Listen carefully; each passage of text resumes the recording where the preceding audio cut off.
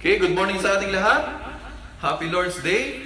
So this is our third week, I think, in FB Live. We praise Thee and thank you, O God, sa umagang ito na pinagkalipin ko sa bagay. So let us sing He Keeps Me Singing.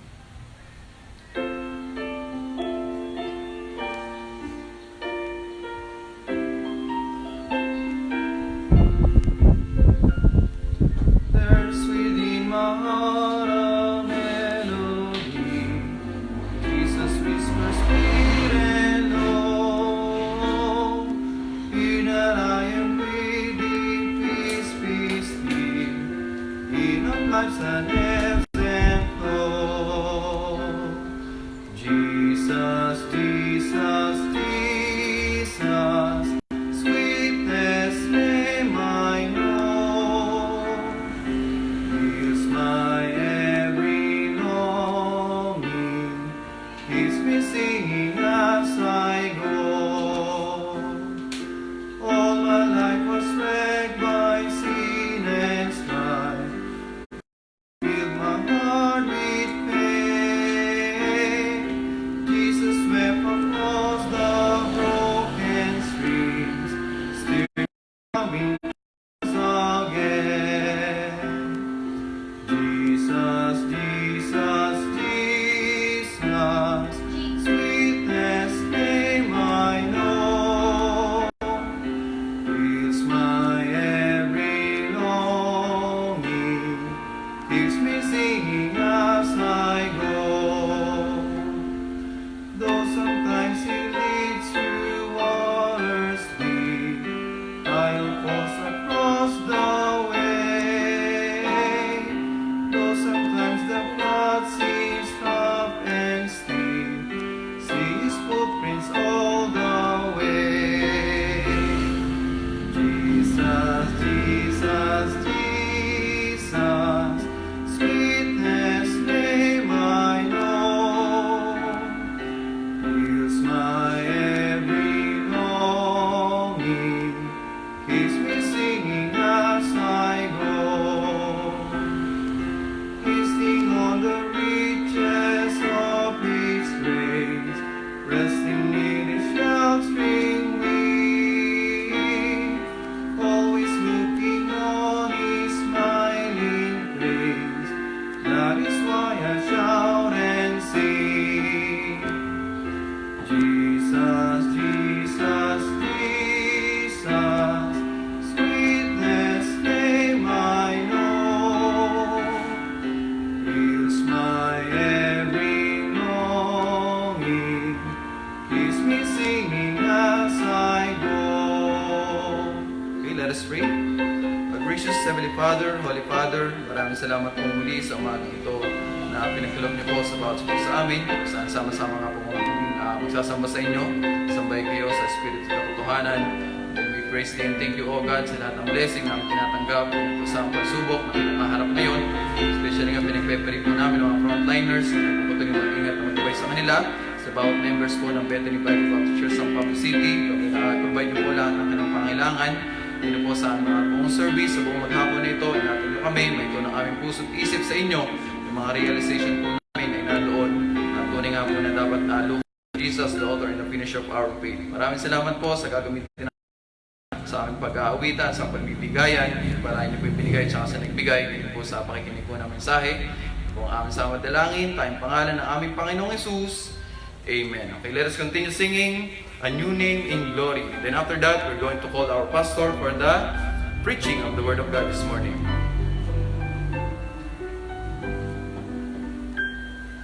I was once a sinner, but I came, pardon to receive from my Lord. This was freely given, and I found that He always kept His word. There's a new name written down in glory, and it's mine, oh yes, it's mine.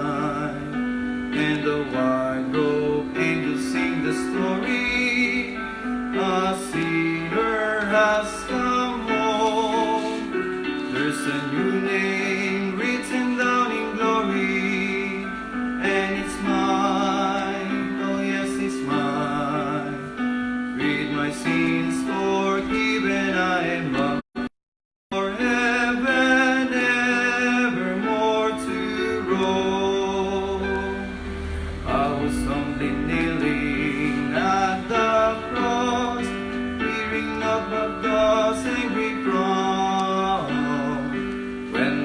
heavens open, and I saw that my name was written down. There's a new name written down in glory, and it's mine, oh yes, it's mine.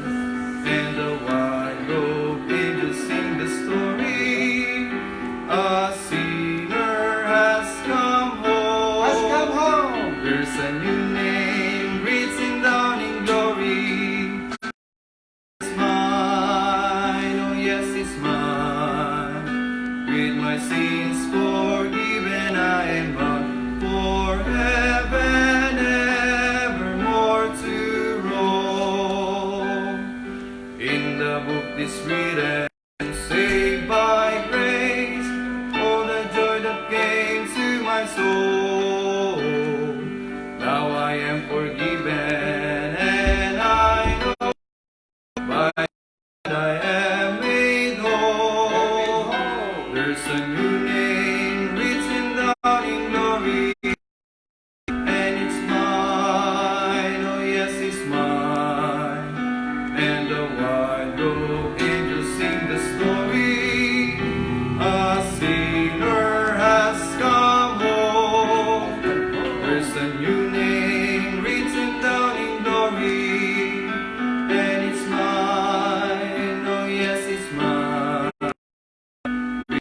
Sins forgiven, I am bound for heaven evermore to roam. Okay, maraming salamat po sa inyong pag-aawitan. And then ngayon po sa importanteng part ng ating service ngayon, siyempre tatawagin natin siyempre wala pong pagbabago. Yan, pinakagwapo pa rin po ang ating pastor para po sa kanyang preaching ngayong umaga. Ito pong si Pastor. Salamat, Preacher John Ray. Salamat sa masayang awitan natin ngayong umaga. Muli, magkikita-kita ulit tayo ngayon. And I can say I really miss you all. Alam ko na sana kung ma-extend man ulit ito, then magpapatuloy po tayo sa ganitong live service. At ayok na nasa mabuti kayo lahat ng kalagayan. So I was praying for you. So ngayong umaga, sa next week, sa isa pagdiriw yung kinasabing mahal na araw. Okay, pero sa tunay natin ating pananampalataya, inaalala natin yung mga ginawa ng Panginoon sa Kristo para sa atin. Announcement, gawin natin ang lockdown na ito ay maging beneficial. Pakinabangan natin ang araw na ito. Bawat tayo nasa bahay palagi, gawin natin bawat oras na lumilipas. At para mayroon tayong natutuhan, may nabago sa atin, naging closer ang family, at mapapansin natin na sana pag natapos itong lockdown to, sabi natin na lalo akong naging malapit sa Panginoon. Okay? So tayo, buksan po natin ang Bible sa Romans chapter 6 verse 16. Kasi malapit na naman alalahanin na yung pagkamatay niya at ang kanyang pagkabuhay na muli. So ngayon, itong lesson natin ngayon is just a reminder. Romans 6:16. Andun na po kayo? Romans 6:16. Sabi ko dito, know ye not that to whom ye yield, pag sinabing yield, surrender yourself, servants to obey, his servants ye are to whom ye obey, whether of sin unto death, or of obedience unto righteousness. Sa Tagalog, sabi sa Tagalog, hindi ba ninyo nalalaman na kung kanino ninyo isinusuko ang inyong sarili upang sundin, ay mga alipin kayo ng inyong sinusunod? Maging ng kasalanan, sa kamamatay, yung sinasabi ng sin unto death, maging sa pagsunod sa pagiging matuwid, or obedience unto righteousness. Tayo po'y manalangin. Ang namang banal na nasa langit, kami po'y lumalapit sa inyo na may pagpapakumbaba. Patuloy na kinikilala namin kayo ng aming kataas-taasang Diyos. At bilang kataas-taas ang Diyos namin, magagawa niyo ang lahat ng gusto mo. Bakit kayo may kontrol ng lahat? At meron kayong purpose palagi sa likod ng mga nangyayari yan sa buhay namin, kagaya ng COVID-19 ngayon o yung coronavirus na yan, na hindi lang po Pilipinas ang nakakaranas, kundi buong mundo. May magandang epekto at may mga pangit din namang naging epekto, lalo na po yung mga namamatayan ng mahal sa buhay. Bigyan ko sila ng kapayapaan na matanggap nila ito. Alam kong hindi naman tao sa mundo, hindi naman siya mamamatay na walang dahilan o kaya ito na yung panahon talaga niya. Ang isang tao naman, kapag hindi pa siya mamamatay, kahit anong mangyari, siya pa'y patuloy na mabubuhay. Nagkataon lang na kayo ngayon ay nagkaroon ng ganitong crisis, kaya alam ko na pagkatapos ng crisis na ito, masasabi namin napakabuti mo. Masasabi namin maraming salamat sa COVID-19 na ito. Pero sa mga sa frontliners namin, alam ko po na sila yung talagang sumasagupa sa labanan. Bigyan po sila ng lakas ng loob. Lalo na yung mga mananampalataya na nasa frontliners. Naway ito magpalakas lalo na kanilang tiwala sa inyo. Magpalalim na pananampalataya sa inyo. At maging isang pagkakataon na makapagbahagi sila ng ebanghelyo ng kaligtasan sa kanilang mga kaibigan o kakilala habang sila ay nandun sa nagtatrabaho sa frontliners. Kaya dalangin namin lalo na yung mga doctor at nurses na maharap. Salamat po, Ama, sa patuloy na paggabay mo sa aming presidente. Bigyan mo siya ng patuloy na katalinuhan, kalakasan ng katawan, at ingatan mo sa virus na yan. Maging kanyang mga taong umaalalay sa kanya. Salamat sa mga opisyal ng aming bansa na patuloy na magiging matapat at nagpapagamit po at handang tumulong. Salamat din sa mga iba pang mga private sectors na nakalaang tumulong, kagaya nilang Candy at Marlon, na talagang nagbabalot kahapon, na kita nagbabalot ng mga pagkain para lang sa mga frontliners. At hindi lang po sila, lahat po. Naway, nakagawa rin po kami, bagamat nasa bahay kami. Ang tanging magagawa lang namin is sumunod sa mga patakaran, patuloy na huwag lumabas, at panalangin katulad nito, ipanalangin sila. Dahil po mas mabisa na makakaprotekta sa bawat isa. Dalangin ko, Ama, ang banal na Espiritu ang mahuna sa amin ngayong pag-aaral. Sa pangalan ni Kristo Jesus na aming tagapagligtas. Amen. Amen. So, title po ng ating lesson ngayong umaga is, ayun ito, next week kasi ito, magkakaroon naman yung mahal na araw, is the impact of the resurrection. Pag sinabi natin impact, another word for impact is yung the strong effect of resurrection. Ano pa yung malakas na epekto ng pagkabuhay na maguli ng Panginoong Kristo sa atin bilang isang mananampalataya? So, tingnan po natin yung kabuuan ng lesson natin para makita natin yung summary ng lesson natin. Kung kayo po ay Kristiyano ng matagal ng taon, okay, maaaring 5 taon na kayong Kristiyano, at palagi natin nakikita yung pamilyar na kayo sa story na tinatawag na the Lord Jesus Christ Resurrection. Kagaya next week, mahal na araw na naman, makikita na naman natin, mababanggit na naman yung pagkamatay, pagkalibing, at pagkabuhay ng muli ng Panginoong Kristo. Okay? So dahil alam na natin ito, na ang Panginoong Kristo ay namatay, okay? Like yung tinatawag na gospel nga, hindi ko ba? Ang Panginoong Kristo ay namatay dahil sa ating kasalanan, siya nalibing at nabuhay na muli. At ang kanyang layunin ay para iligtas po tayo. Iligtas ka niya. At ang tanong nga rito, no? Dahil alam mo na nga yan, has it changed how you live?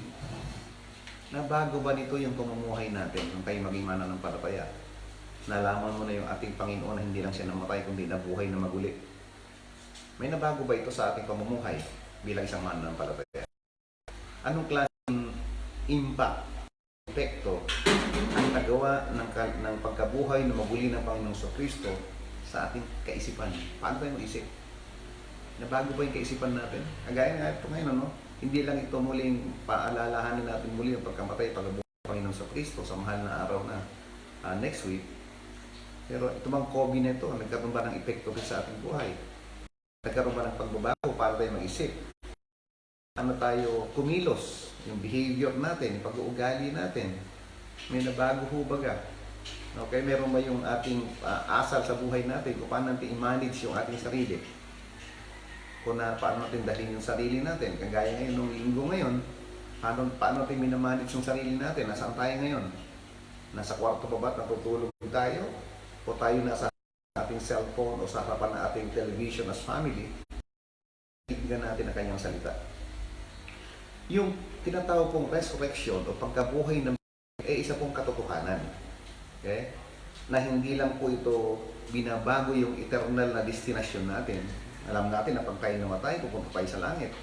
Hindi lang po yun. Okay? But it should also affect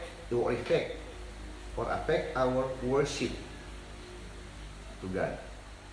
At lalong tumitindi yung pagsamba natin sa Diyos. Higit natin siyang pinapasalamatan. Kasi pag-gising natin kaninang umaga, buhay pa rin tayo, humihinga pa rin tayo. Ang sabihin, may plano talaga.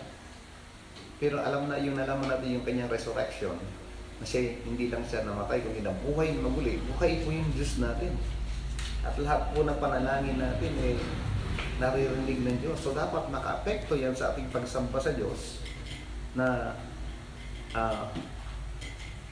lalo yung pakikipag-ugnay natin sa Kanya, yung ating nakikirelate sa Kanya.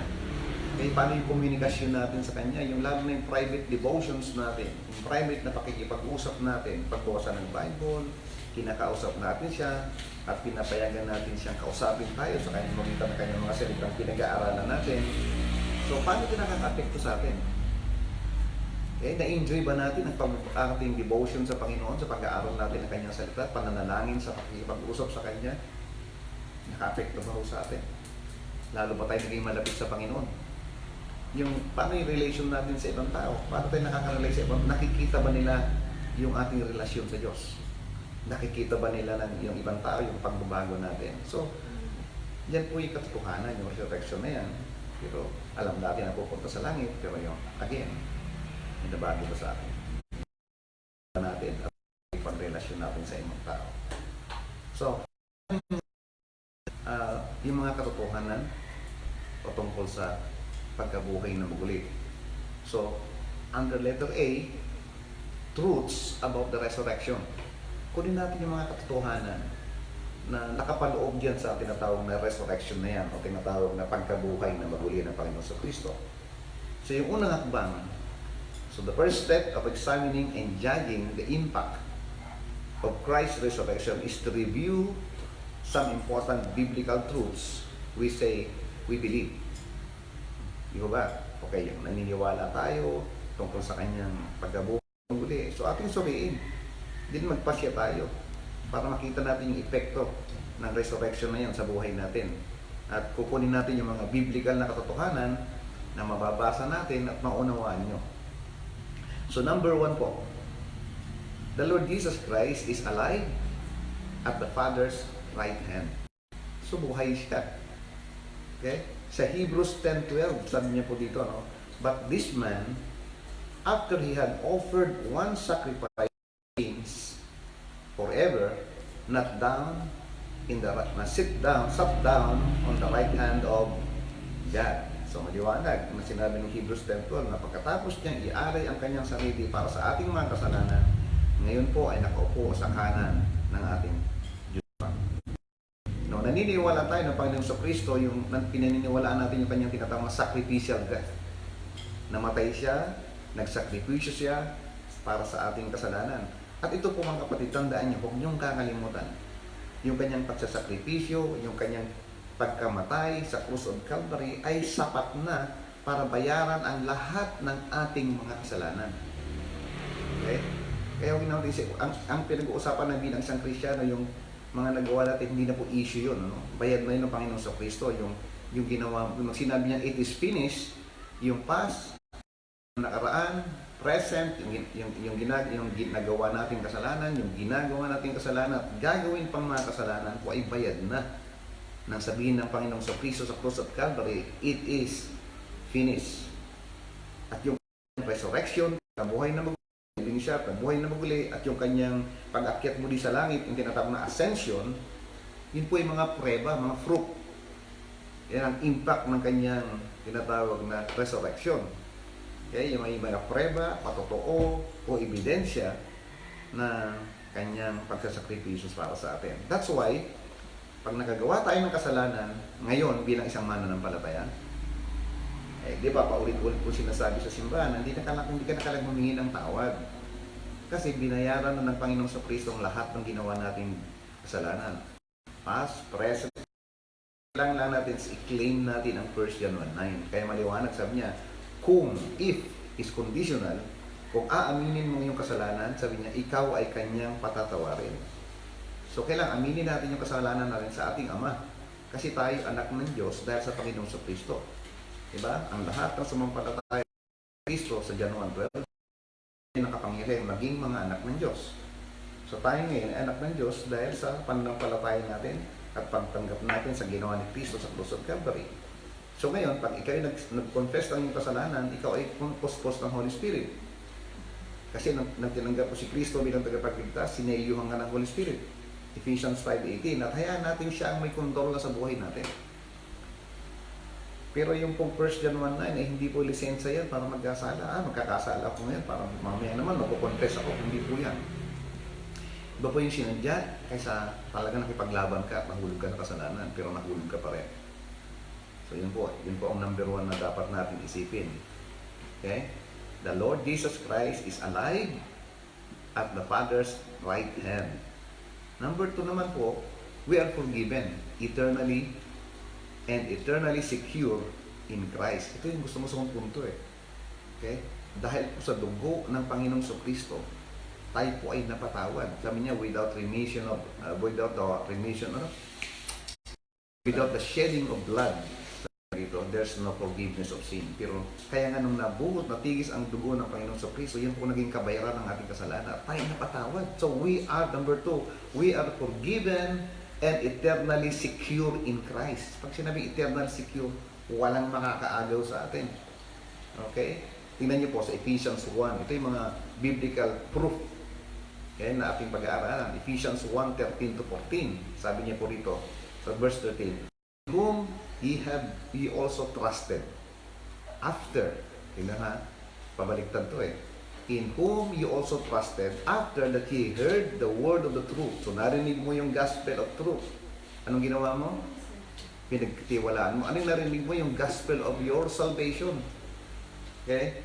In whom also after you believe, you will seal the spirit of promise. Di po ba? O ano yung, bakit ka nakarinig? Kasi sabi ng Ephesians, so Romans 10:7, sabi niya, faith cometh by hearing, and hearing by the word of God. So nung narinig mo, sabi niya, ano yung narinig mo? Yung gospel of salvation. Ano marinig mo? Sabi niya, you believe. Okay? Sabi niya, you have trusted when you heard the truth, the gospel. At nung naniwala ka, nagtiwala ka, sabi niya, kayo ay sinelyuhan ng banal na espiritu ng pangako. So, yung sabihin na talagang tingnan nyo, bakit kasi sinelyo? Anong kahalagahan? Hindi ka basta-basta masisir ng Holy Spirit hanggat hindi ka nakakarinig ng Ebanghelyo ng kaligtasan. Ano yung Ebanghelyo ng kaligtasan? Sabi ng 1 Corinthians 15:1-4, sabi niya, na si Kristo ay namatay dahil sa ating kasalanan, siya'y nalibing, siya'y nabuhay na maguli, ayon sa kanyang salita. Di ba? According to the scripture. So, pinaniwalaan mo yung gospel na yun. Ulitin natin, no? In whom ye have trusted, after that ye heard the word of truth. Ano yung truth na yan? The gospel of your salvation, in whom also after that ye believe, ye will seal with the Holy Spirit of promise. Kaya napakahalaga na tayo nagsishare talaga ng salita ng Diyos at kailangan marinig nilang Ebanghelyo ng kaligtasan. Ano yun? Yung ginawa ng Panginoong Kristo sa atin. Okay? Para tayo iligtas. Ngayon, tingnan natin, pag sinelyo ka na ng Holy Spirit, ibig sabihin, ligtas ka na. Hanggat hindi ka sineselyo ng Holy Spirit, talagang maaaring narinig mo ang Ebanghelyo ng kaligtasan, pero hindi mo naintindihan. Tinanggap mo si Kristo bilang tagapagligtas, nagsisi ka sa kasalanan, pero hindi mo naintindihan yung ginawa niya sa'yo. Maling may nanalangin sa'yo, Lord, Brad, gusto mong tanggapin si Christ? Oo naman. Siyempre, tatanggapin niya. Mag-pray tayo. So, pinag-pray ka, pinatanggap mo siya.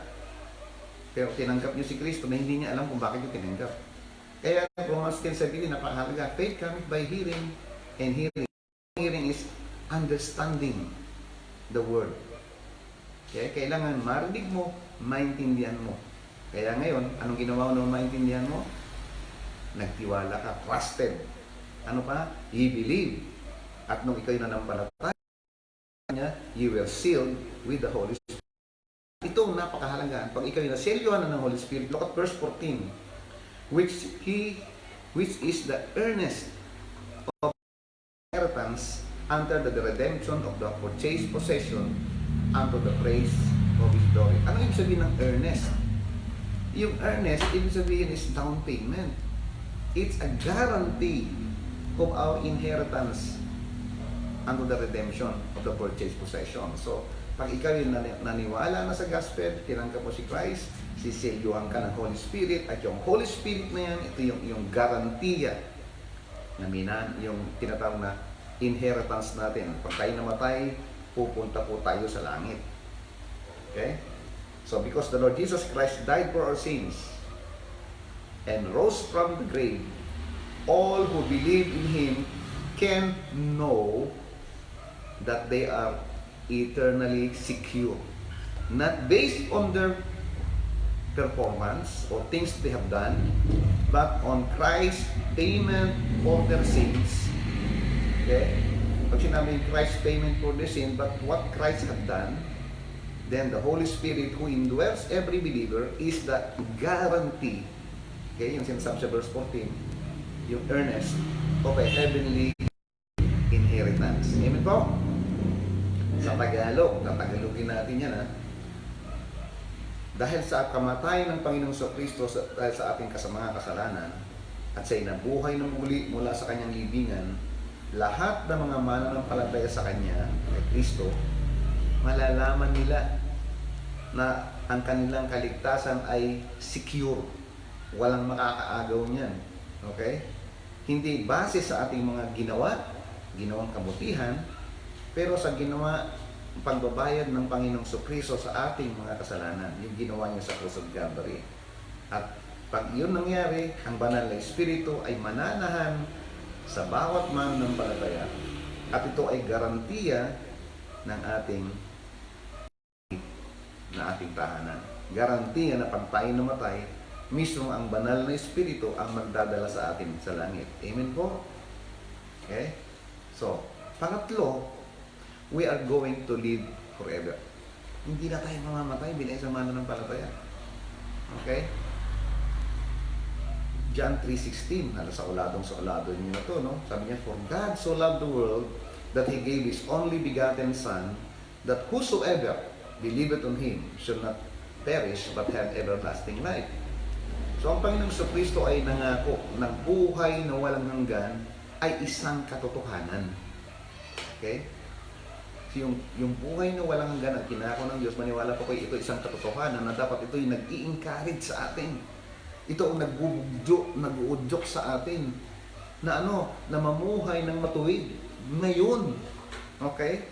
At ibigay, at ito rin yung buhay na walang hanggan na pangako ng Panginoon sa Kristo, ito rin nagbibigay sa atin ng pag-asa para sa buhay na walang hanggan. Kaya nga po, secure na secure, lalo tayo, wala kayong dapat ikatakot sa COVID virus na yan. Okay? Bakit po? Ang Panginoon na pumapahayag kung hindi kanya papayagan magkaroon ng virus, ibig sabihin, may plano pa ang Lord para sa'yo. Pero pag kahit isa kang Kristiyano, okay, mayroon nga pastor na tinamatay na, tinamaan ng virus, patay na. Mayroon pa nga isang First Baptist Church yata na matanda na may virus din ngayon. Ngayon, kung tapos na ang plano ng Diyos para sa atin, whether virus katamaan or aksidente o sakit, ang Diyos pa rin ang may hawak ng buhay natin. Walang sino mang makakapaghawak ng buhay natin. Even ang doktor, hindi hawak ng doktor ang buhay natin. Sila parang instrumento lang ng Diyos para sa atin. Pero kung Kristiyano ka, may plano ng Diyos para sa iyo.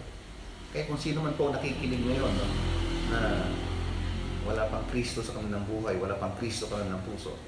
Ito din siguro dapat niyong malaman, makinig kayo sa lesson na to, na walang ibang daan papunta sa langit kundi si Kristo lang, ang Panginoon sa Kristo lang.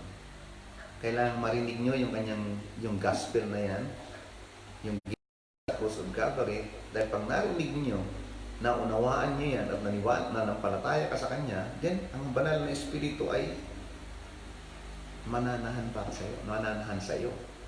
At yan ay garantiya na pag namatay ka, sa langit ka. Pero habang nasa lupa ka, hindi ka pa namamatay, may plano pang Diyos para sa atin. At yan ang dapat nagtutulak sa atin, nag-i-encourage sa atin na mamuhay ng matuwid. At kaya nagkaroon tayo na to para bilang mananampalataya, may matutuhan tayo na hindi takot, kundi lalong ilapit natin ang sarili natin sa Kanya, maging matuwid yung buhay natin. At yan ang nagbibigay din ng pag-asa ng buhay na walang hanggan. So nakakatuwa itong lesson na to. Yung Panginoon pinag-aralan yung ano ba yung impact? Ano ba yung tinatawag na epekto ng pagkabuhay na paguli ng Panginoon sa Kristo? At yan po yung epekto. Number 4 na effect. Sabi niyo, we too will be physically resurrected. O isipin niyo, pati pala tayo ay babangon muli. Physically. Okay? So, sino yun? Yung mga nanampalataya at nagtiwala sa Panginoon sa Kristo. Yung mga naniwala, yung mga nanampalataya sa kanyang ebanghelyo ng kaligtasan. Yung naniwala yung sa dugo ng Panginoon sa Kristo na natigis sa cross of Calvary na saging kabayaran ng ating kasalanan. Kaya napakahalaga ng ating gospel na yan. Ngayon sa New Testament time, 1 Corinthians 15:1-4, that He died for my sins, okay, and resurrected according to the Scripture. Kung ating paralawakin ng kaunti yan, sa mga hindi pa nananampalataya, na kailangan ulit-ulitin ko palagi ito, isa lang naman ang gospel. Kung babasahin niyo yung 1 Corinthians 15:1-4, nakapaloob dyan na kasalanan. At kung ikaw ay makasalanan, kapatid, ikaw ay pupunta sa langit. Ay, ikaw ay pupunta sa impyerno, Kasi sabi ng Bible, walang mutuwid, wala kahit isa. At dahil ikaw ay makasalanan, hindi ka aabot sa kaharian ng langit. Kaya sabi sa John 3:3, di ba? Hindi mo makikita ang kingdom of God. Ito yung church age. Okay? At dahil doon, sabi niya, ang Romans 6:23, ang kabayaran ng kasalanan ay kamatayan. So kailangan ma-realize mo, kapatid, okay, na ikaw ay makasalanan. At pag sinabi mo hindi ka makasalanan, wala kang talagang pag-asa. Kasi sinasabi ng Bible na makasalanan tayong lahat. At pag na-realize mo na may kasalanan ka, pupunta ka sa impyerno, teka muna, huwag kang matakot. Kasi mayroong taong nagdusa para sa iyo. Para sa iyo. Na sa halip na ikaw ay mamatay, may namatay para sa iyo. Inako niya ang lahat ng kasalanan mo. Okay? At dahil sa dugo niyang natigis sa cross of Calvary, iyon ang naging kabayaran ng ating kasalanan, na siyang magpapatawad sa ating kasalanan. Kasi binayaran niya ng kanyang dugo, ang ating mga kasalanan sa cross of Calvary, yung ginawa natin, ginagawa at gagawin pa. Binayaran niya yan. Kaya maniwala ka sa ginawa ni Kristo, yung kanyang pagdurusa para sa iyo. Maniwala ka sa dugo niya, naging kabayaran ng ating kasalanan. At pag naunawaan mo ito, kapatid, okay? Pag ito'y naunawaan ng maigi, magkakaroon ka tayo. Kasi sabi ng Bible, faith cometh by hearing and understanding the Word of God. So, balik rin natin. Narinig mo, naunawaan mo, nagkaroon ka ng pananampalataya. Hindi ho ba?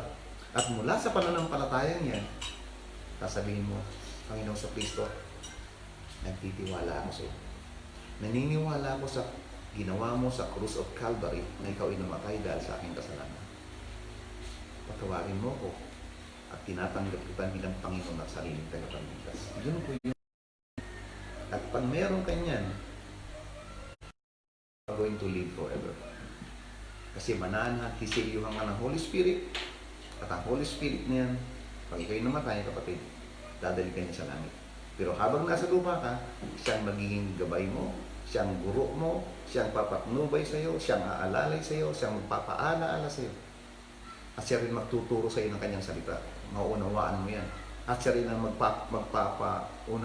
magpapa-remind sa iyo ng mga natutuhan mo na para magamit mo. Lalo sa paraw ng problema. Tingnan niyo po dito sa 1 Corinthians 15:42. So also is the resurrection of the dead is sown in corruption. Di ba? Ikaw ay Kristiyano ka, namatay ka. At yung katawang ito, nung namatay ka, inilibing ka sa lupa. Yung tinatawag dito, tinatawag na corruption. Yung katawang nasa. So, nailibing ka na. At then later, kung sabi niya, it is raised in corruption. Pag ikaw ay nabuhay na maguli, yung katawan mo, kung ikaw ay namatay na 70 years old, mabubuhay ang katawan mo, pagkakaroon ka ng bagong katawan, na tinatawag na glorified body, at yung pinakagwapo ka, pinakamaganda mo, pinakamalakas na taon mo, ay babalik ng Panginoon. Kasi pupunta ka sa langit. Yun ang tinatawag na incorruption or imperishable body. Okay? Hindi na yan nabubulok. Yan ang pupunta sa langit. Wala na yung katawan natin na namumuhay sa kasalanan. Okay po? So, the Lord Jesus Christ resurrection. Kaya napakahalaga ng pagkabuhay na mawuli ng Panginoon sa Kristo. Kaya ang Diyos natin ay buhay. At ang dahil ang natin ay nabuhay na mawuli, ito yung garantiya that we will have the same experience. Magkakaroon tayo ng parehong karanasan na nangyari sa Panginoon sa Kristo kasi nabuhay na maguli. Okay? With His glorified body. Lahat ng ating kasalanan at mga kahinaan ngayon, taglay natin sa ating kasalukuyang katawan, mga katawan, isang bagay na lang na parang nakaraan na. Wala na yan.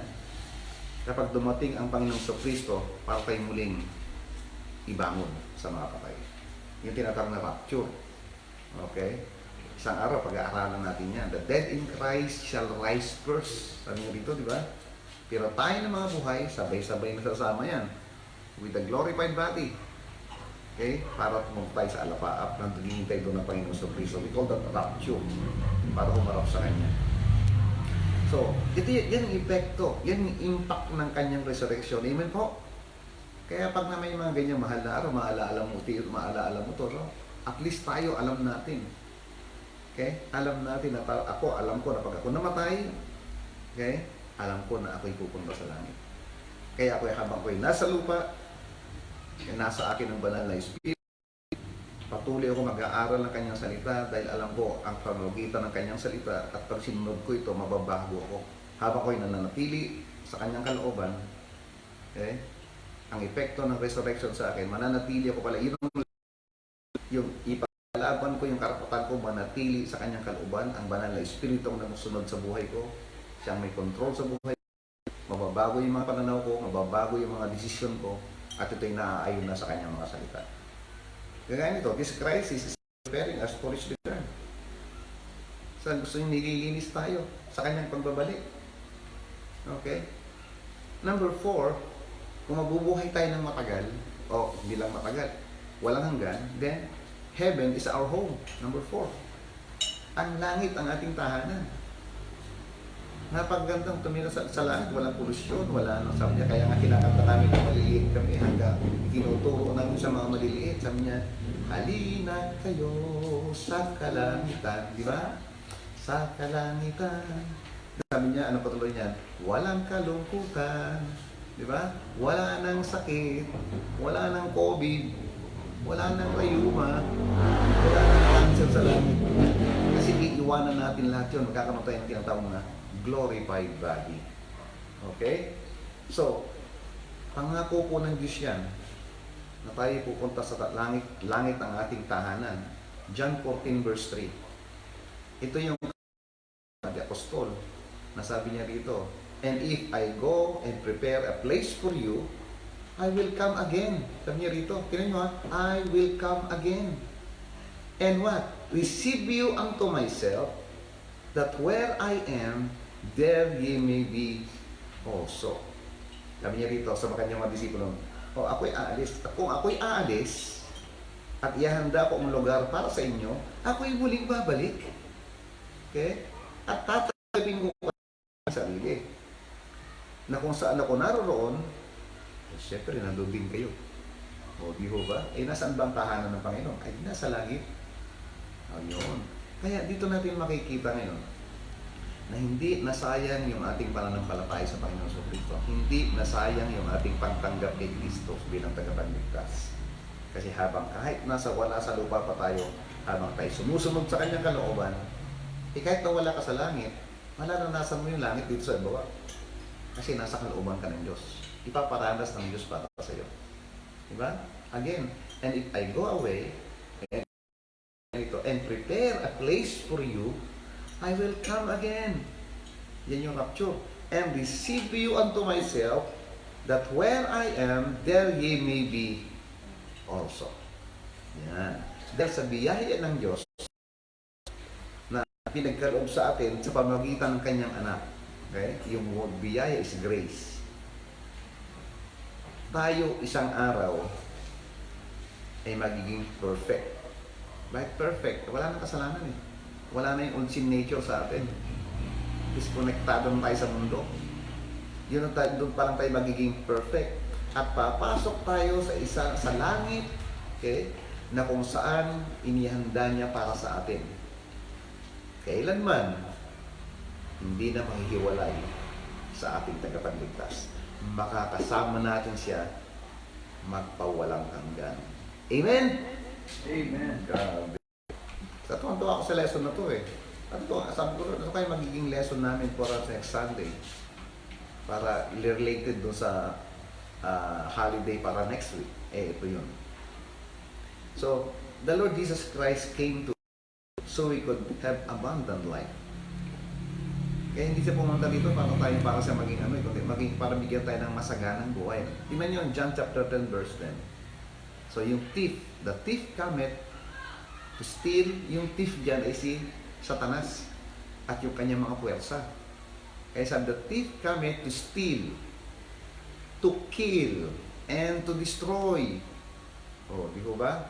But I come to give you abundant life. Pag sinabing abundant, masagana. So, ibig sabihin, talagang may plano ng Diyos so tayo bigyan kasaganaan sa buhay natin kahit nandito pa tayo sa lupa. Kaya binigyan tayo ng Holy Spirit. Okay? Para siya ang sundin natin. Siya yung power natin. Siya yung gabay natin. And then binigyan niya tayo ng salita ng Diyos na hindi ka natin maintindihan. Pero binigyan kanya ng pastor o mangangaral para ituro sa na yung mismong pastor na yon ay mag-aaral sa pamamagitan ng kapangyarihan ng banal na Espiritu. Pag-aaralan yung kanyang salita na in-reveal ng Holy Spirit para ituro sa inyo ang kanyang salita. At pag kayo naman ay nasa kalooban ng Diyos, puspos kayo ng Holy Spirit, mapapakinggan nyo ng maliwanag ang kanyang mensahe at maintindihan nyo. Ngayon, sa oras ng mga problema, ang Holy Spirit ang magpapaalaala sa inyo ngayon na mga gagawin mo. Yung mga salita ng Diyos ang pag-aralan mo, ito gawin mo. At pag sinunod mo, ikaw din ay mababago. Na isang araw, ikaw na rin magtuturo ng kanyang salita. Isang araw, lalago ka sa pananampalataya na hindi ka na mag-iiyak, hindi ka na nag-aalala, hindi ka na tataranta sa oras ng mga problema, kundi tatawag ka pa lagi sa Kanya. Dahil sobrang laki ng tiwala mo sa Panginoon. Hindi ka natatakot mamatay dahil alam mo, pag namatay ka, tapos na ang plano ng Diyos para sa iyo. Hindi ka natatakot mamatay kasi alam mo na mas maganda ang pupuntahan mo sa pag ikay namatay. Ibig sabihin, tapos ka na pag namatay ka na sa lupa. Ibig sabihin, mas maganda na ipopromote ka na ng Panginoon. Pero habang nandito ka, magpagamit ka sa Diyos. Amen. Manatili ka sa Kanyang kalooban. Magpasakop ka sa Holy Spirit na nasa iyo, nananahan para sa iyo. Sumunod ka sa Kanyang kalooban at gagamitin ng Holy Spirit yung Kanyang salita. So huwag kang mawawala sa Kanyang salita. Kasi naligtas ka nang marinig mo yung Ebanghelyo ng kaligtasan. Saan mo narinig yun? Sa Kanyang salita. Sino nagpaintindi sa iyo? Ang Holy Spirit. Kahit na hindi paintindihan, patay ang Espiritu mo na hindi ka Kristiyano eh. Pero dahil ikaw ay naging interesado sa kanyang makinig na kanyang Ebanghelyo ng kaligtasan, ipinaintindi ng Holy Spirit sa iyo. At nang maintindihan mo ito, nagkaroon ka ng pananampalataya. At nung nagkaroon ka ng pananampalataya, nagtiwala ka sa Panginoong Kristo, pinagkatiwala mo sa iyo, sa Kanya yung inyong buhay, yung inyong buhay. Okay? Pinagkatiwala mo sa Kanya yung iyong sure na siya ang bahala. Ngayon, Kristiyano ka na, nanahan na sa iyo ang Holy Spirit. Ngayon, patiwala ka lalo sa Holy Spirit kasi siya nagturo sa iyo. Siya nagpaunawa sa iyo ng Ebanghelyo ng kaligtasan. Ngayon, nanahan na sa iyo. Sundin mo siya. Kahit tayo nagkakaroon ng problema, ang sarili mo nasusunod. Andiyan si Satan. Andiyan yung mga pwersa niya para ilayo ka sa kanya. Pero kailangan tandaan mo, hindi ka mawawala sa kalooban ng Panginoon. Mawala ka man, pagkasala ka man, makakatikim ka ng matitinding problema para mapilitan ka bumalik sa kanyang kalooban. Mahal tayo ng Diyos. Amen po? Kaya nga binibigyan niya tayo dito, huwag ka magtiwala dyan sa thief na yan. Bakit? Kasi ano gagawin niya? Sisirain niya ng buhay mo. Maliwanag, John 3:10, John 3:10, the thief coming to steal. Nanakawin niya yung kalusugan mo pag ikay puyat ng puyat. Nanakawin niya yung pera mo pag nagkasakit ka. Nanakawin niya yung kaligayahan mo pag nawala ka sa kalooban ng Diyos. Kasi manggagaling lang ang kaligayahan mo sa pabanal na Espiritu. Dahil bunga yan ng Holy Spirit. The fruit of the Spirit is love, joy, peace, long-suffering. Doon mo lang mararanasan ang langit. Habang ikaw nasa kanyang kalooban. Ano ba? Nanakawin yan. Kung maaari, patayin ka na. Siwasakin ka niya and kill you. Pero sabi ni Christ, I come to give you an abundant life. Mamili ka, kapatid. Ano gusto mo? Masayang buhay o magulong buhay? Okay? Number 5. So, nakita natin na tayo pala ay pag namatay tayo, mayroon tayong buhay na walang hanggan. Tayo ay mula sa mga patay. Ang tahanan natin ay sa langit. Ito pang maganda. Pagdating natin sa langit, number 5, we will see our loved ones. O di ba? Grabe ng benefit niya ngayon, ano? Impact. Kaya napakahalaga na mga mahal natin sa buhay, kapatid, ay ma-share natin ang gospel. Kung mauna man sila, makikita-kita tayo doon sa langit. Kung mauna ka man, makikita mo sila nang makikita ulit tayo. So we will see our loved ones. Right now, we are absent from the body, but we are what? Have hope. We have this hope. Nandito pa tayo sa katawang ito. Okay? We are absent from the Lord. Wala pa ang Panginoon. Nasa langit pa ang Panginoon. Nandito pa tayo sa lupa. Pero meron tayong pag-asa. Yung sinasabi, we hope that we will our loved ones. Wow. Ako, ni-imagine ko na makikita kong tatay ko, makikita ko si nanay, makikita ko yung anak ko, makikita ko yung dati yung pastor, makikita ko yung mga friends ko doon, mga kamag-anak kung mananampalataya sa langit. Kaya akala ko nag-enjoy sila ngayon. At sabi siya, ang prayer sa tayo, oh, pasama yung COVID na yan. Samantalahin mo yung COVID na yan, habang may crisis kayo, lumago ka sa pananampalataya, ilapit mo sarili mo sa Panginoon, pasakop ko sa Holy Spirit, itanong yung para mag-aral ka ng Word of God. Okay? Look at 2 Corinthians 5:8. Sabi niya, we are confident. Pag sinabing confident, malakas ang loob namin. Sabi niya dito, sa mga mananang kasama ni ko, yung mga mananampalataya, I am willing rather to be absent from the body and to be present with the Lord. Okay? Pag sinabing present at home with the Lord. Sa Tagalog, na malakas ang loob namin, ang sabi ko, na nakalaang mawala mula sa katawan at mapasatahanan na kasama ang Panginoon. So, yung mahal natin sa buhay ay nasa presensya na ng Panginoon natin ngayon. At pag tayo dumating na sa langit, okay? Yeah. Okay. We have the commercial. Kahit nga sa TV may commercial eh. Sa live may commercial din. So saan tayo natapos kanina? 2 Corinthians 5:8. We are confident, I say, and willing rather to be absent from the body, present or at home with the Lord. Ito po yung kay Paul kasi nagdidesisyon siya sa kanyang buhay eh. Nakakulong siya eh. Saan ako pupunta? Okay? Para sinasabi niya rito, pupunta na ba ako sa langit o kailan tapusin ko pa yung trabaho ko pa rito? Pero sabi naman sa Corinthians, we are confident, I say, willing rather to be absent from the body and to be present or at home with the Lord. Sa Tagalog, na malakas ang loob namin at nakalaang mawala mula sa katawan at mapasatahanan na kasama ang Panginoon. So yung mga mahal natin sa buhay, mga kapatid, okay, ay nasa presensya na ng Panginoon sa Kristo. At kapag tayo dumating doon sa langit, makakasama natin sila, kasama ng ating Panginoon sa Kristo. And doon, andun yung mga mahal natin sa buhay na nauna ng nagpunta sa langit bago tayo dumating. Yan, so ito yung magandang impact ng pagkabuhay na muli ng Panginoon sa Kristo. Kasi yung Diyos natin ay hindi patay, siya po ay buhay. So, nakita natin ang lahat ng mga pangakong ito sa Biblia na binasa natin. At bilang resulta ng lahat ng ginawa ng Panginoon sa Kristo para sa atin.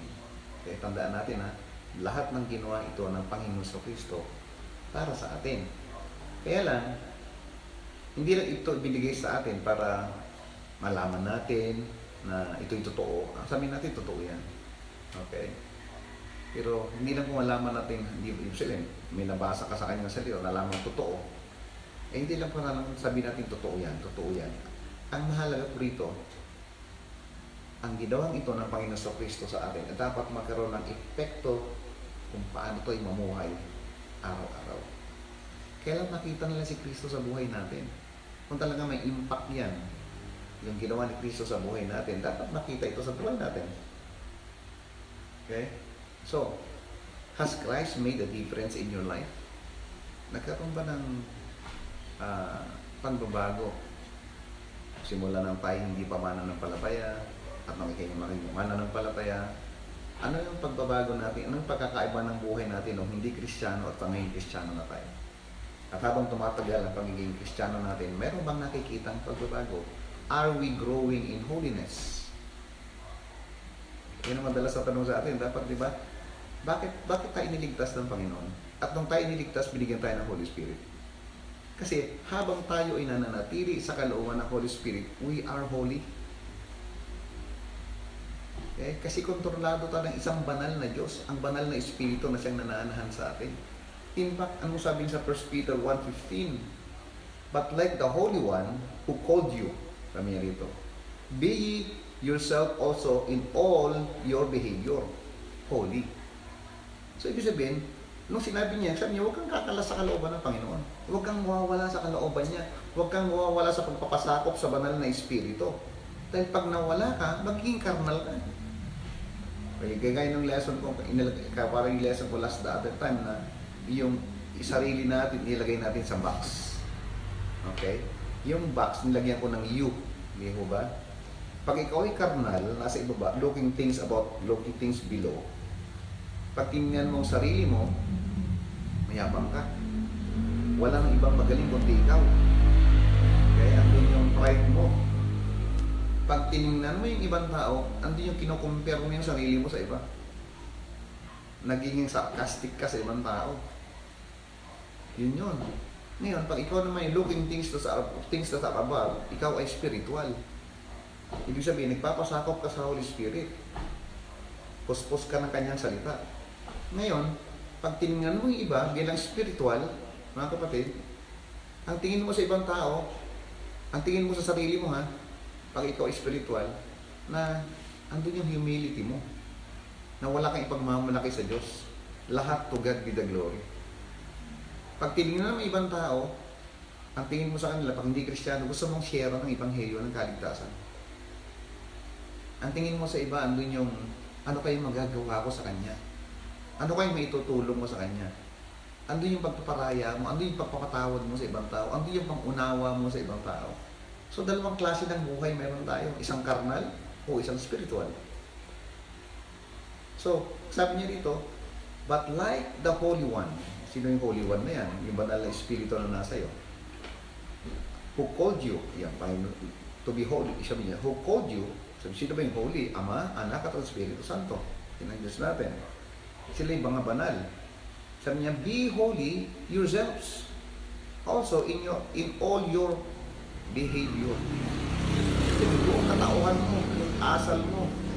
Sabi, maging banal ka. At the only way to be banal is to stay in fellowship with God. Pag nadulas ka, nakagawa ka ng kasalanan, nainis ka, nagtampo ka, nagselos ka, sumama ang loob mo, na-offend ka, go back to fellowship. 1 John 1:9. Doon yun na laban, nadulas ka, balik ka kaagad. Yun ang tanging para maging banal ka. Kaya para makagawa ang Diyos sa'yo, maprotektahan ka ng Diyos. Yun ang tanging lugar kung saan tayo magkakaroon ng proteksyon. Now, hindi ito yung ikaw ay hindi sabihin na ikaw ay perfect na pag banal ka rito. At yung perfection sa atin, mangyayari lang pag dumating na yung tayo sa langit. Pag tayo nasa langit na, andun na yung perfect na tayo. So yung banal na pamumuhay is one committed or devoted to the Lord Jesus Christ, obedience to every aspect of life, to the truths of His Word of God. So dapat ganun pala yun. Ang banal na pamumuhay pala ay committed ka, devoted ka. Pag sinabing devoted, nagpapakita ka ng malaking dedikasyon sa Panginoong Kristo at pagsunod sa bawat aspeto ng buhay sa mga salita ng Diyos na iyong natutuhan. Kaya mahalagang matututo ka ng kanyang salita. Kaya hindi nga bilang pastor ninyo, hindi ko pwedeng alisin natin ang pag-aaral na ito eh. Kaya again, sana yung devotions everyday na pinapadala ko sa messages ko, naway i-appreciate nyo yun. Kasi sa oras ng problema, meron kang susundin. Merong ipapaala-alang Holy Spirit sa'yo. Kaya napakahalaga na ikaw yung nasa spiritual kasi ang goal mo palagi is makarinig ng Word of God. Nahihiya ka. At alam niyo mga kapatid, pag lumago kayo, unti-unti kang magkakaroon ng galit sa kasalanan. Unti-unti kang magkakaroon ng respeto sa Diyos. At pagka nagkaroon ng respeto sa Diyos, magkakaroon ng respeto ka sa ibang tao. Di ba po ba? Kaya ang tusang love the Lord with all thine heart, with all thy soul, with all thy mind. So gawin natin ang lahat ng paraan na mahalin natin ang Diyos. At magagawa lang natin yung kung tayo magpapasakop sa banal na Espiritu. Pag-aaral ng kanyang salita at susundin yung kanyang salita. At pag tayo lumago, yung pagmamahal natin sa Diyos, that's the time we can love others. Okay?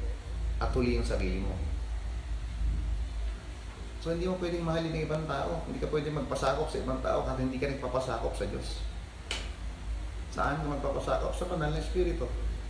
Kasi pag nagpasakop ka sa Holy Spirit, ang trabaho ng Holy Spirit ay ipakilala sa atin kung sino ang Panginoon Kristo. At pag tayo na-in-love sa Panginoon Kristo, we start loving our Father. Yan lang po yun. At dapat nating malaman yan.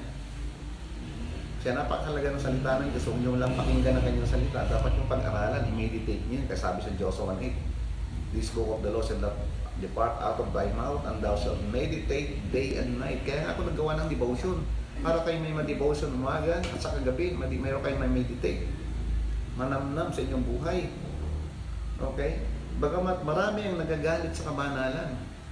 Kasi ayaw nilang bitawan yung kasalanan sa buhay nila eh. Oh, kabanalan. Gusto lang na-enjoy yung buhay nila. Yung mga nightlife nila, yung mga bisyo nila. Hindi lang kain pigilin yan. May bisyo kang uminom, may bisyo kang manigarilyo, may bisyo kang magsugal, magsabong, mag-wedding, mga ganyan. Kaya ayaw nilang magsimba, ayaw nila ng kabanalan kasi mapuputol yung ginagawa nila. At yung ginagawa nilang yun ay sa laman at hindi sa espiritu. O mayroong mga nagsusugal, nananalangin pa. Mayroong pupunta doon sa bibili ng ticket. Lord, sana pagka nanalo ko dito, magbibigay ako ng marami sa Panginoon. Hindi ko pwede yun. This should be the desire of our hearts and the goal of our lives to be holy. I-goal natin, paglaban natin, maging banal tayo mga kapatid.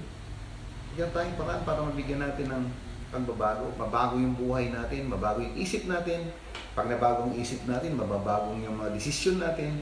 Pag nabago ang mga desisyon natin, mababago yung emosyon natin. At pag nabago lahat yan, magawin yung takbo ng buhay natin patungo sa kabanalan. Tingnan nyo, ang EDSA nalinis na dahil sa COVID. Lockdown eh. Di ho ba? Oh, yung krimen, nakikita ko sa TV, bumaba ng 53% ang krimen. Ang polusyon, ganun din. Pag titignan mo yung EDS sa pagka Metro Manila, kasi noon, pag nasa Skyway ako, pag tinignan ko, grabe, ang itim ng alapaap ng Metro Manila.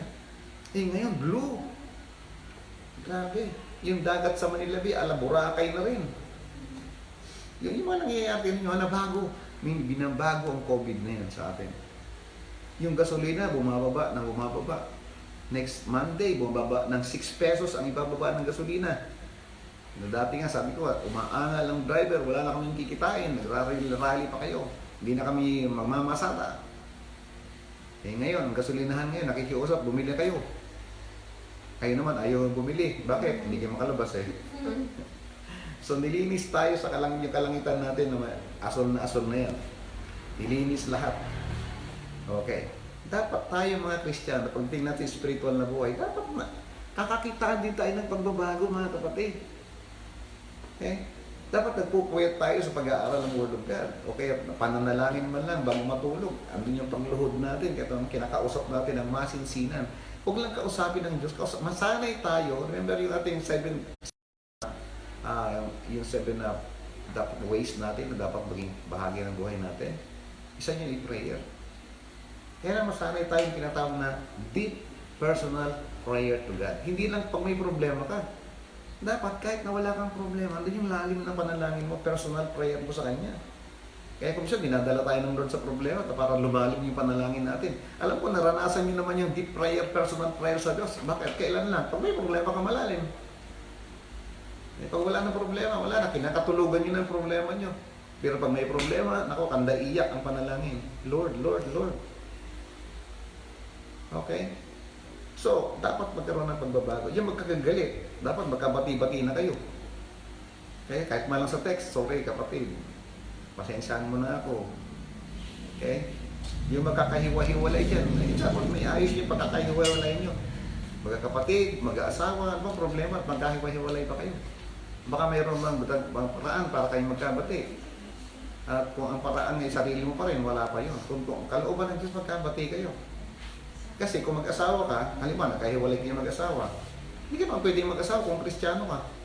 Hanggat buhay ang asawa mo, hindi ka pwedeng mag-asawa. Nag-divorce kayo o hiwalay kayo sa papeles. Okay, hiwalay nga kayo pero hindi kayo pwedeng mag-asawa bilang isang Kristiyano. Magkakasala pa rin kayo ng adultery. So, ang pinakamagandang paraan niyan, magbati kayo para maging maayos. So ano man ang problema sa lahat lang, magkakapatid, magkakamag-anak, magkakaibigan na nasira, dapat maayos po lahat yan. Okay? So lahat tayo ay, ngayon ay pantay-pantay, walang mahirap, walang mayaman. Although nagkakaiba tayo sa pagkain, sa bahay, o mayaman, hindi ka makakalabas. Mahirap, hindi ka makakalabas. Okay? Pero, yan tayo ng pantay-pantay. So, as Christians, sabi niya, but as He had called you, is holy, so be holy in all manner of conversation. Kaya napakalang ng 1 John 1:9. Gamitin natin yan. Kung ngayon, galit ka, inabot ka ng 5 oras, galit ka pa rin. Ikaw rin, may harapan dyan. Tinuruan ko na yung 1, 2, 3, 4, 5 eh. Hindi ko ba? Now, what is your message as a believer? Ano bang mensahe mo bilang isang Kristiyano? Halimbawa, nagtiwala ka na sa Panginoon sa Kristo mo, sinabi mo, nagtiwala ka na sa Panginoon sa Kristo mo bilang tagapagligtas. At ipinagkatiwala mo sa Kanya yung eternal future mo sa Kanyang kamay. Na sabi, nagtitiwala ako na ako'y pupunta ng langit. Now, sinishare nyo ba? Okay? Ibinabahagi nyo ba ang inyong testimonyo sa ginawa ng Panginoon sa Kristo sa iyong buhay sa ibang tao? Para sila man ay maligtas din. At para maranasan din nila buhay na walang hanggan. Dapat ganoon po. Tingnan nyo ha, bilang Kristiyano, tayo parang isang yung tinatawag na lighthouse. Ano ba yung lighthouse sa Tagalog? Di ba pag may bagyo, yung hindi mo makita ng barko, yung kapitan ng barko kung saan ang pangpang. Nandun yung lighthouse, parola. Parola yun. Na para makita yung iliwanag na yon, dito ang safe place, dito ang pangpang. Di mo ba? Kung ganoon din po sa kaligtasan, sabi niya, ako nakakilala na kay Kristo bilang tagapagligtas. Kaya siguro nakikita mo na, sabi mo, napansin mo na iba ang buhay ko, ibang ugali ko, kasi dahil kay Kristo. At alam ko na gusto ko maranasan mo rin yan. So hindi ka lang lighthouse, kundi inspirasyon o tinatawag na gabay sa mga taong na kasama mo sa trabaho, kaklase mo, kakilala mo, nagiging inspirasyon ka nila. Nagtignan mo, pag may problema, ikaw lalapitan. Bakit ka ikaw nilalapitan? Alam nila, Kristyano ka. Kaya simula, dapat matututo tayo ito panahon ito ngayon, mag-isip-isip tayo na pag natapos yung virus na to, sabihin natin, hindi, magiging soul winner ako. Sisharean ko yung mga kaibigan ko, sisharean ko yung mga kamag-anak ko, upang sila makakilala kay Kristo. Pero ngayon, habang lockdown ako, babaguhin ko yung buhay ko. Susunod ako sa Kanyang salita. Magpapasakop ako sa banal na Espiritu. Ganun mo dapat. Okay? Tayo yung lighthouse, tayo yung inspirasyon, tayo yung gabay ng mga taong yan para makita nilang katotohanan. So yun, napakahalaga po yung ating ugali. Napakahalaga niyan. Yung testimony natin, napakahalaga niyan. Na dapat makita nila yan na tayo kakaiba. Huwag natin ipakita na mas matapang pa tayo sa kanila. Mas pangit ang ugali pa natin sa kanila. Ano pa makikita nilang pagbabago? Sabi niya, tapos sisira mo ng Word of God. Sabi niya, ikaw, mananampal tayo sa Diyos mo. Kung ikaw walang nabago, mas mabuti pa ang lugar ko para sa'yo. Hindi ako maniniwala sa'yo. Kaya napakahalaga po yung ating testimonyo. Okay? Para makita nila yung pagbabago natin sa mga hindi Kristiyano at sa mga taong dito sa mundo ito. Because Christ's life is on display through you. Okay? I-display mo ang buhay ng Panginoong Kristo sa pamamagitan mo. So dapat pong gwardiyahan natin yung sarili natin. Okay? Na mapuno yung ating kaisipan o yung attention natin, yung puro pag-aalala. Hindi mo, alam mo, Kristiyano ka, sa panahon ng COVID, nag-aalala ka. O sabi, akala mo ba Kristiyano ka? Sa panahon ng crisis, ikaw yung mainit ang ulo. Hindi ko ba? So instead, paggawa tayo ng effort. Okay? Magsikap tayo na sabihin natin sa iba tungkol sa kapayapaan at seguridad na natagpuan natin sa Panginoong Kristo bilang ating tagapagligtas at Panginoon ng buhay natin. Explain natin sa kanila. Kung hindi mo sabihin, ipakita mo sa kanila na payapang-payapa ka ngayon. Hindi kayo mareklamo. So, yung katotohanan na inaalok mo sa kanila o iaalok mo sa kanila, yung relationship mo sa Panginoon sa Kristo, yung ebanghelyo na iaalok mo sa kanila, maaaring mapagbago mo ang eternal na destinasyon nila. Imbis abay iba mapunta sa langit. At pag nauna siyang namatay sa'yo, sasalubungin ka nila pagdating mo doon. Sabi niya, Brad, salamat. Sis, salamat. Pinagtyagaan mo. Salamat, bigyan mo ko ng panahon para ibahagi ang salita ng Diyos na yan. Hindi ba? So ang tanong ko are you serving the Lord in the power of God, the Holy Spirit? Kaya huwag kang magsilbi na ikaw yung sarili mo lang. Kasi yung sarili mong flesh. Napakaganda nung kaya palagi kang puspos ng Holy Spirit. Kahit anong gawin mo, naglilingkod ka sa Panginoon. Kahit anong gawin mo, naglilingkod ka sa kapangyarihan ng banal na Espiritu. Kasi, nung imaligtas, ang banal na Espiritu ay nanahan sa'yo.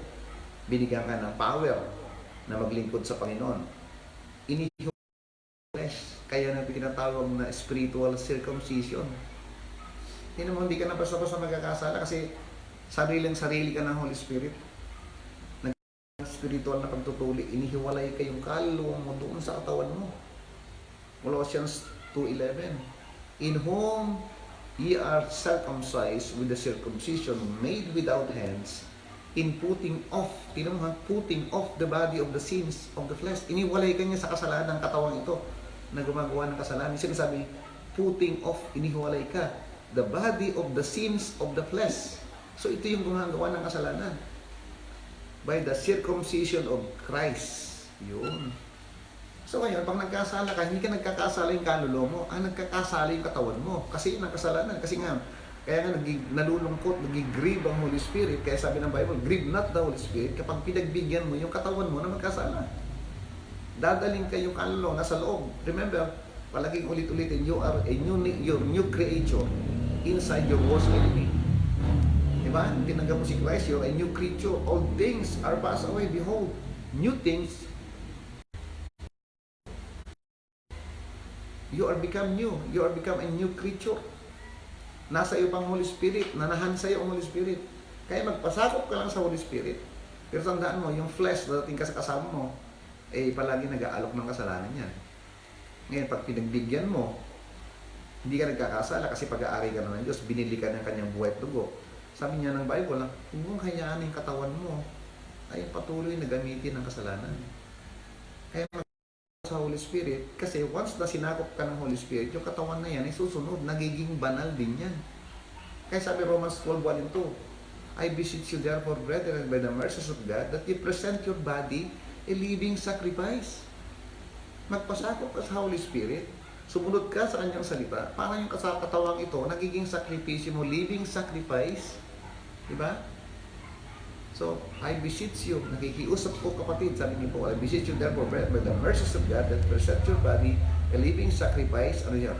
Holy. Yun. Nagiging holy yung katawan mo, kasi holy ka rin. Holy. Acceptable unto God, which is your reasonable service. So, yun ba? Yan sinasabi niya, you are a new creature inside your worst enemy. So, yung kumpiyansa mo, yung lakas ng loob mo, is not your own capacity, but the Spirit's tuyo ang nagpapalakas ng loob, nagpapalakas ng magpapatapang sa iyo, ay yung banal na Espiritu, hindi ikaw. He is the one who's brought you to salvation. Kaya ang laki ng papel ng Holy Spirit eh. Ang Panginoon sa Kristo namatay para sa atin. Ano papel ng Holy Spirit? Ang papel ng Holy Spirit, ituro sa atin, ipaunawa sa atin, kung makikinig ka, yung ginawa ni Kristo sa buhay natin. Yan papel ng Holy Spirit. At pag nanampalataya ka na, mananahan siya sa'yo. At bakit siya nanahan? Siya ang gagabay sa'yo. Siya magiging teacher mo. Siya ang tagapag-alaga sa'yo. Siya ang papatnubay sa'yo. Siya ang magpuprotekta sa'yo. Siya ang magpapaalala sa'yo ng mga natutuhan mo. Yan to. Siya na magtitrain sa'yo, ang Holy Spirit na yan. Kaya kung babaliwalain niyan. So siya ang nagligtas sa iyo, siya ang nagko-convict sa iyo na kayo makasalanan, siya ang nag-reveal sa iyo ng katotohanan, siya ang nagbigay sa iyo ng pananampalataya, di ba? Faith cometh by hearing, and hearing by the word of God. Ang Holy Spirit ang nagbigay. Mga kapatid, huli na to, as closing, ano? Kung mayroon man tayong mga kakilala pa dyan, kikinig ngayon na hindi pa maliwanag sa inyo ang kaligtasan, simple lang po. Kasi ng Old Testament time, noon, iniintindi nila kung sino yung who, kung sino yung Messiah. Sa mga Hudyo po yan. Pero namatay ang Panginoon sa Kristo, kaya tinanggihan na po nila, tinanggihan nila. Kaya nagpipreach pa noon si Peter, si Peter sa mga Hudyo. Pero later, kapag si Pedro nag-preach sa mga Hudyo eh. Pero ang mensahe ko sa ating ngayon sa mga Gentiles, eh dahil tinanggihan nilang mga Hudyo ang Panginoon sa Kristo ng 3 beses. Tinawag si Paul para mangaral ng Ebanghelyo ng kaligtasan. Hindi na kung sino siya, kundi kung ano yung ginawa niya sa cross of Calvary. Kaya yan po ang 1 Corinthians 15, 1-4. So kailangan ma-realize niyo na kayo po ay makasalanan. Ano yun? Na kayo ay namatay, na kayo ay, sabi ng Biblia, walang matuwid, wala kahit isa. At dahil sa kasalanan, hindi ka aabot sa kaharian ng langit. So ibig sabihin, yung kasalanan yan ang naghiwalay sa atin sa Diyos. At totally maghihiwalay niyan dahil sabi niya, kabayaran ng kasalanan, kamatayan. Pag tayo namatay na walang Kristo sa buhay natin, talagang total hiwalay na tayo. Impyerno tayo. Pero ang magandang balita po ito, mayroon pong namatay para sa iyo. Ang Panginoon sa Kristo. Siya po ang umako, siya ang nagdusa ng lahat ng mga kasalanan natin. Lahat ng paghihirap na dapat tayo ang nagdanas na. Kaya dapat makita po niya. Siya po, kanyang dugo na napakahalaga. Kaya nang paniwalaan natin yung dugo na natigis sa cross of Calvary, kung hindi sa dugong yan, yan po ang naging kabayaran ng ating kasalanan. Siya ang nagbayad sa pagitan ng kanyang dugo. At dahil sa dugong yan, sabi niya, kung walang natumigis ng dugo, sabi niya, walang kapatawaran ng ating kasalanan. So, pag ito po naging maliwanag sa atin na ma-realize mo na ngayon po naunawaan ako pala yung makasalanan. At dahil sa kasalanan ito, nahiwalay ako sa Diyos. At walang hanggang mahihiwalay pag ako namatay na walang Kristo sa buhay ko. At isang malaking pasalamat na dapat niyong maunawaan na kung hindi kay Kristo, kung hindi siya nagdusa para sa akin, kung hindi siya namatay para sa akin, kung hindi tumigis ang dugo niya para sa akin, wala na talaga ako. Pero may isang Kristo na nagdusa para sa iyo. At kapatid, pag yan ang naintindihan mo, naunawaan mo lahat yan. At ipapaunawa sa iyo ng Holy Spirit yan, pag nakikinig ka, magkakaroon ka ng pananampalataya. At yung pananampalataya niyan, ang pakikinggan ng Diyos pang nanalangin ka. Kasi pag walang pananampalataya, wala. Without faith, it is impossible to please God. Paano ka magkakaroon ng faith? Kailangan maintindihan mo lahat yung ginawa ni Kristo sa cross of Calvary. Dahil may faith ka na, pag nagnanalangin ka, maintindihan mo siya. Because faith is the language of heaven. Kaya pag sinabi mo Panginoon sa Kristo, ako'y makasalanan. Naniniwala po ako na ikaw ay namatay dahil sa aking kasalanan. Naniniwala ko sa dugo mo na siyang nabuhos sa Kalbaryo, na siyang naging kabayaran ng aking kasalanan. At dahil dito, nagtitiwala ako sa iyo na ikaw ay namatay para sa akin. Naniniwala ako sa iyo sa lahat ng ginawa mo para sa akin sa cross of Calvary. At tinatanggap kita ngayon bilang aking Panginoon at sariling tagapagligtas. Yung paniniwala mo yan, siselyuhan ka ng Holy Spirit, mananahan sa iyo. At ang Holy Spirit na yan ang garantiya na ikaw ay pupunta sa langit. Yung Holy Spirit na yan ang magdadala sa iyo sa langit. At ngayon, dahil ikaw ay nanampalataya kay Kristo, nasa iyong Holy Spirit, at the same time, sabi ng Biblia, ang lahat, sabi niya, ikaw ngayon ay bagong nilalang. Inihiwalay ka sa laman at ikaw ngayon ay anak ng Diyos. Ito sabi niya, ang lahat ng sumampalataya at tumanggap kay Kristo, sila ay binigyan kapangyarihan maging anak ng Diyos. At pag namatay ka, kapatid, sa langit ka papunta. Hindi dahil sa ginawa mo, kundi dahil sa ginawa ni Kristo sa buhay mo. Makakaiba po yun, no? Sabihin natin, pinakamabait kang tao sa buong mundo ito. Ginawa mo yun. Pero hindi ka pupunta sa langit dahil sa ginawa mo. Pupunta ka sa langit dahil sa ginawa ng Panginoong Kristo sa iyong buhay. Okay? And dahil dyan, ang Banal Espiritu nasa iyo na. At kung yan ay naintindihan mo, ikaw ay niligtas. Sa mga kapatid natin, nakikinig, mga kapatid, magpatuloy lang po kayo. Patuloy niyo ulit-ulitin yung mga message na to sa inyo para maunawaan nyo, huwag niyo lang marinig. Ulit-ulitin niyo para maging maliwanag sa inyo yung message niya. So, nakita niyo ang kalagahan, nakita niyo yung epekto o impact ng the resurrection of Christ. So, magandang umaga sa inyong lahat.